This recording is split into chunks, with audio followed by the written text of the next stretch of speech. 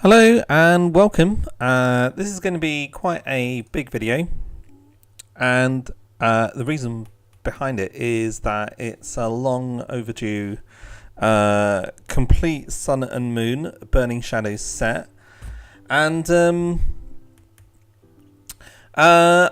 lot of people have put their videos out, and I do appreciate that. You know, the information has been out there for quite some time, but I'm definitely just a stickler for quality, you know, and if there's something that I need to get done, I just feel as though I need to get it done in a proper way, just for the sake of people who are watching the video. They expect the best. So in a sense, what I've done is I've held off, and I wanted to hold off until I actually had all of the graphics on PTCGO. It's just a faster, much easier medium to go through, and I hope I hope I can make sure that the wait has been definitely worth it. So let's go straight into it. So what I'm going to do is I'm going to start off with just the grass decks, and we'll just go through the numbers. As you can tell, if you haven't watched the previous video that I've made, we've managed to open a couple of packs as well, so that was quite exciting. We got a few GXs, and it's just like pre-releases all over again. Caterpie, well, what is it going to do? It's going to surprise attack. Flip a coin does nothing, not really there to do anything. We've got it evolving to Metapod, and then Metapod can then hopefully evolve to Butterfree. I think this was pretty much a pre-release theme, pre-release idea. But by heal does heal all damage from all of your Pokemon, shuffle this Pokemon and all cards attached to it into your deck. Stun Spore, flip a coin if heads your opponent's active Pokemon is now paralyzed. Not really that groundbreaking, so I don't think that's going to have that much of a hit. Oddish Poison, a lot of people found this one to be very, very popular. During the pre-releases, you actually found them in your sealed packs. Gloom, Stinky Scent, Confuse was just awful to have to deal with, and then it evolved straight into the Vileplume. And the Vileplume was brilliant in the sealed pre-release. Very, very strong ability. It kind of reminds me a long while ago of a fire Pokemon called Pyro, which had a very similar ability. It stopped basic Pokemon, and around about that time it was very, very strong. It fared really well with a friend of mine, Michael Pramwat, at the US National Championships. Don't see it really fitting in at this moment in time. I mean, it does have a very, very strong ability, no doubt about that whatsoever. It can stop all sorts of Pokemon from just disrupting you. You can't be affected by Drampar, Volcanion. What can it do? It's just loads and loads of basic stuff that can't do anything. Even Tapu Bulu, Could it be combined with stuff like Decidueye? I'm not too sure. Like post-Worlds, Forest Giant Plants is going to be rotated out, so I don't see it. I just don't see it happening, unfortunately. I think Vileplume's days are well and truly over. Okay, right, we're going to move on to Tangela. Well, Tangela can't really do anything except evolve to Tangrowth. Tangrowth has got a really interesting attack crosswise whip. If we were able to get it up and running in the pre-release, outside the pre-release, not too sure whether it's like that first attack, 30 damage isn't really much to worry about. And then you got colorless might be something that you could just put in a very surprise worthy deck. You'd have to combine it with Lurantis or something like that, but then again, why wouldn't you just run Lurantis with something else? So I don't see that being very impactful, so to speak. Moving on to Ladybird. Ladybird, obviously, very popular with Pokemon Go. It's got agility there, and Lydian. Don't know why it's a rare. Really don't know why it's a rare. I ran a 1/1 in the pre-release. I didn't never ever used it really. It's just no point really. If it was 2, maybe Comet Punch. It's not going to be around for very much. I wouldn't worry about it. Okay, Heracross. The ability, if it's knocked out, flip a coin. So this is actually it goes back to a trainer, an item card we used to have called Focus Band. Focus Band used to do exactly the same thing. If heads, the Pokemon is not knocked out, remaining HP equals 10. What's quite interesting is that you've got Silent Lab going out of the format. It's not very not a very nice thing to have to deal with. Pitch for 50. Your opponent switches their active Pokemon, one of your bench Pokemon, one of their bench Pokemon. Very much pre-release in mind. 110, very tanky. In bit of a dodge picture, I have to say as well. The Skull Grunt at the back. Getting up to no good. There you go. Pansage. I saw too many of these at a pre-release. I've seen too many in my packs as well, in my real life packs. Vine Whip for 10, and then you've got Leaf Supply may attach a Plant Energy, Grass Energy card from your hand to one of your Pokemon. It's not going to do much. 90, it's just going to get knocked out. What's it going to do? Just play Formantis and Lurantis. There are actually better monkeys out there as well. There's a grass one that got. That was in a couple of sets ago. I think it was colourless, and I think it was like fire attack or something like that. Anyway, Dupider. Oh, I think it was a number of cards in your hand or something like that. Ambush, Dupider. Now there is an Araquanid that does evolve from Dupider. Outside Forest of Giant Plants, can't really see it happening. This could have evolved to Araquanid, the previous Araquanid in the Sun and Moon set before, I think. Had an immunity to fire. It could have had a limited niche kind of ability there. Do we actually have an Araquanid in this set? I never saw it in the actual pre-release, but apparently we do. Bubble Net. Energy can't be attached to a defending Pokemon from your opponent's hand during their next turn. That's really interesting. Sharp Fang 80. So you could actually block energy, and we all know how difficult it was for people to have to get round Giratina EX. Could we be seeing some kind of annoying deck with Bubble Net? Not sure. To be honest, it's got a fire weakness. I'm not sure. I'm not sure. You can also really get around the effect as well very, very easily with Guzma, which is just going to be in every deck. You could boost the damage with Lurantis promo, but don't see it happening. I think Wimpod's just there to grow up. It just needs to grow up very, very quickly. If you start off with Wimpod, bring it back to the bench, and then evolve next turn to Gallistopod, which is going to be huge at Worlds. We are going to see this dominating a lot of the field. First impression 30 goes to 90, so you can imagine that's combining with Lurantis. 90 goes to 120 with one promo, maybe even two, goes up to 160. And then you've got Choice Band, 190. Then you've got the potential to knock out a lot of the major players. Maybe not Metagross, but in the Worlds format, you've actually still got Flareon around. So that's going to be a really hard one to take down. First impression is going to be massive now. People are going to have to try and work around that one. Very, very energy efficient. Got single energy.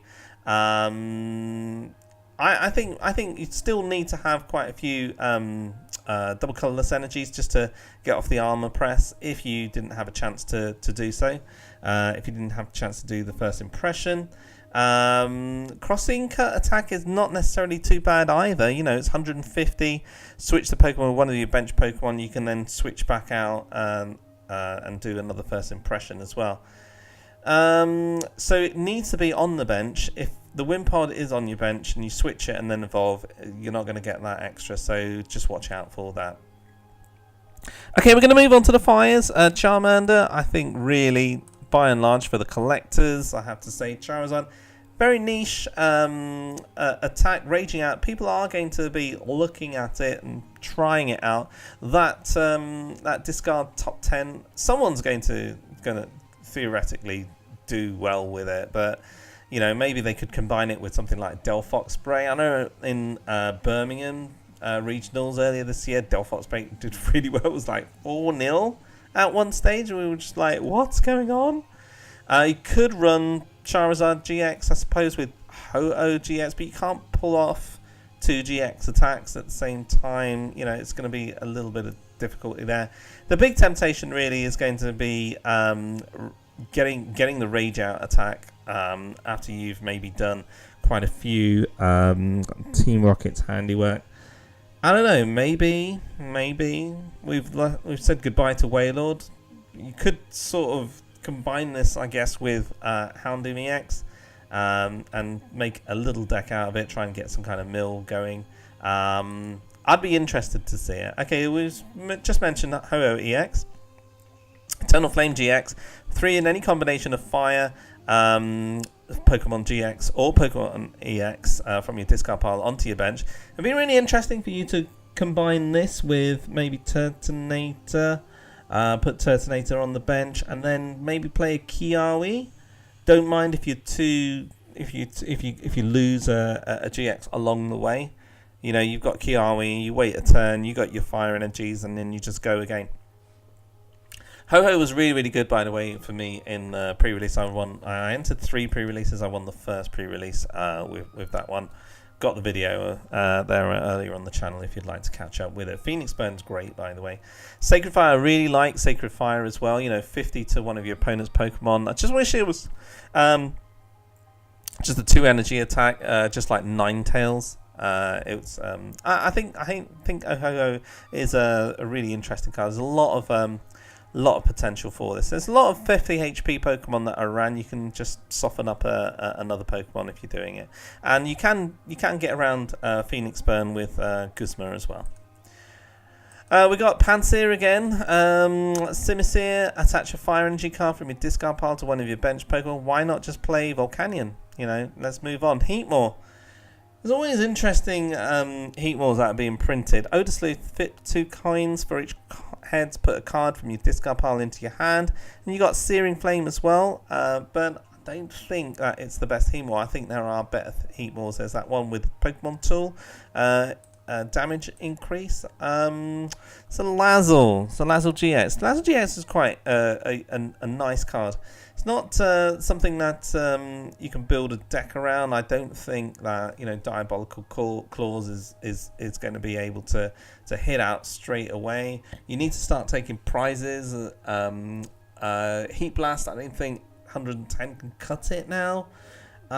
Queen's Haze, you know, well, what if you're up against a Garbodor? They're just going to laugh at you. So you're going to have to combine it with something else. A lot of people I play with that league has sort of, you know, they consider it to be useful. You could combine it with Lurantis Promo as well, just to get the damage up. So maybe, who knows? Someone will make a good deck out of it. Someone's bound to become a Salazzle GX fan. Okay, Turtonator. We got the Flame Cloak. Again, this is another Pokemon that I think is primed for pre-release. Just stock it up and drag those three prizes back to you as quickly as possible. I don't see it being competitive. Really disappointed with Alolan Vulpix. Just use the previous one. They had to put a Vulpix in here just to get you the Alolan Ninetales, which was useless in the pre-release because hardly anyone got you with a GX or an EX by that stage. You know, if you could even find it. However, this, I believe, is going to be a real game breaker. Just generally, you know, in previous formats, if you ever get something with a safeguard attack, be aware. Now, you have had cards like Suicune in the past. You've had cards like Wobbuffet, Sigilyph, Pyroar. I really do think that there is potential with Alolan Ninetales and the Ninetales GX. You could take it into 2 different directions. You could go for a damage output spread, or I think you could actually go for something a little more mean, like a mill deck and a resource removal deck, something like energy removals and things like that. But I'm yet to toy around with that. I'm used to things like Wailord, so I see potential in that. But I'm going to play about with that and just have a bit of fun with it. Horsey going up to Cedra, and then Kingdra. This is a mechanic that it's the cutest Azumarill back there. Brian, 90 to one of your opponent's Pokemon that has any damage counters on it. Now that is amazing. You could combine this with Spinder. You could combine it with Absol. Anything that just peppers damage counters. You know. Anything that kind of abuses rainbow energy, you could do that. Tornado shot for 90. Discard a water energy. This attack does 30 damage to one of your opponent's bench Pokemon. I think anything which is efficient is always going to be good. You can find this in the theme deck actually as well, so that's an interesting one if you need to build it. It's the artwork's done by Mitsuhiro Arita, so any card generally speaking that he does has potential. They always get him to do those drawings. I really like it. I think a couple of people are going to try it out in standard. Is it going to be able to compete with things like Gardevoir GX? Don't know. You know, we just have to see. It does get one-shotted by Metagross. That's something to take into consideration, but we just have to see. I think it's worth it. And I've got a good friend, Aiden, who is really into the Kingdras as well, so hopefully he can come back into the game now that his favourite Pokemon is coming back in. Alright. Beautiful holo effect, by the way, there for that one. Okay, Magikarp. We've got Magikarp, Splashing Dodge. Let's grow up.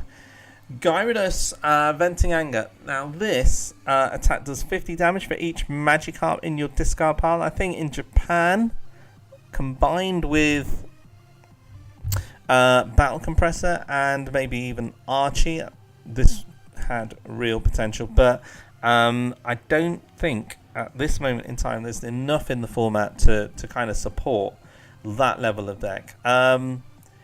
There isn't a really good way to get the Magikarp in the discard pile, to be perfectly honest. You need a Magikarp to evolve into Gyarados. If you have 3 in the discard pile, you can do what? 50, 100, 150. You've got 180 damage with Choice Band if you're up against a GX or an EX.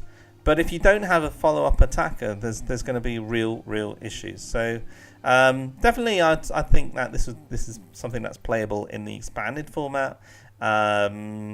You know, I don't see it happening at this moment in time in the standard format. Marill, the cute Marill, and Thick Fat couldn't even use this effectively in the pre-release. I think this is just going to be one of those cases where Azumarill just takes another binder spot, but that's real unfortunate. I wish there was a really good Azumarill. It's been around for a long time. I think since the days of Neo Genesis. It deserves a break. Simipour, again, you know, just like the other monkeys. Sorry, Simipour, you're just going to go back in the bulk as well. And Bruxish, synchronize 20 damage to each of your opponent's bench Pokemon that shares a type with your opponent's active Pokemon.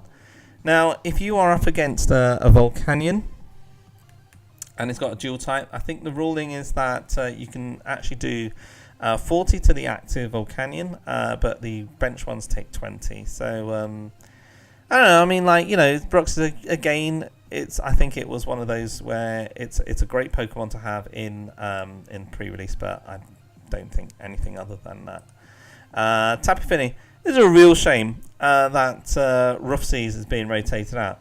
Wouldn't it be a really interesting format if Rough Seas was back in? And I think if so, you would get the best out of Tapu Fini. I think at this moment in time, maybe 120 isn't enough, and plus you've got a lot of things that will just resist, resist having that single attack onto it. I think there's better ones out there. I don't think Aqua Ring really does that much. I also don't think that Tapu Storm does it. I think it was really worth it. Previously, I don't know, but then again, I kind of think, well, why not just use and abuse Aqua Patch with it? Why not just use it in a water box type deck? You know, rather than go for Hydra Shot, you could just like play a Guzma and you can knock something out as well. So I don't know. The jury's out really where it comes to Tapu Fini. Okay, right. What I'm going to do is I'm just going to take a short break. So that's the end of our first video. We've reached 39 out of 147. So I think what we're going to do is we're going to break it to around about 40 cards per video. Give you guys a chance as well, and anyone that's finding the videos as well, they can actually easily locate where everything is. So thanks for watching this installment, and I'll hopefully put some links in the videos, try and get some cue cards going at the end, so that you can easily find the other links. Thank you for watching for this one. Bye for now. See you in the next video.